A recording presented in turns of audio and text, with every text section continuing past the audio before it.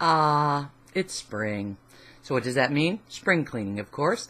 I've been looking through my studio, and I have to admit to you that I think that I'm just like a crap junkie. I'm not really sure.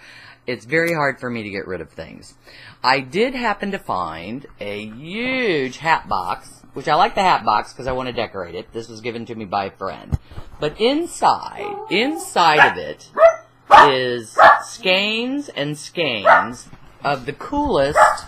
It's kind of a cross between yarn and thread because it's very, very tiny. And what this originally was used for is there was a company called Pretty Punch Shopettes. And I was also very curious because it said Sanford, Florida. Well, I grew up in Orlando, and that's just a hop, skip, and a jump away. I did a Google search. I do not believe that this company is in business anymore. However, when I went to eBay, I found lots of this yarn thread, whatever it is, on sale there, as well as the company's punches, because what this originally was used for is you put this in a needle punch tool, and then you punch through the back of fabric, and when you turned it around, it would be a design. Punch embroidery. Well, I wasn't, this isn't very current. I don't think I really want to do needle punch with it. The current trends in needle punch are to use more like embroidery flosses. They give a much prettier effect, much more cottony, I'd say, than something that looks acrylic. But what to do?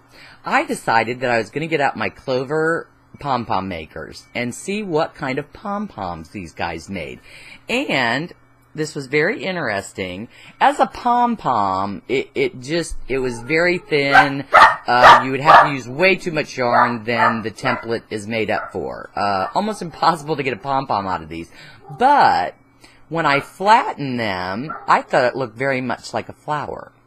And what you're looking at here is there's several combinations. There's actually 3 combinations of that yarn in here, that yarn thread.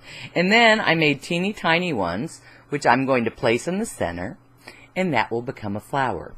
I tried to find the equivalent of this type. I mean, I'm going to make this a project. I'm going to post it on favecrafts.com. There is plenty of this yarn available, this very, very thin yarn. I'm not sure if there's an equivalent. Maybe some of you know if anything like this is being used maybe in a different needle art or a different craft.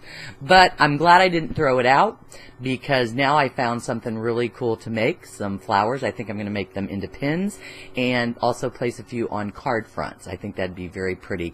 Again, not the mailable type of card, but maybe for a gift card or a tag that you put on a gift. Anyway, from all of us here at favecrafts.com, we're doing a little spring cleaning, and we're wishing you a very creative day.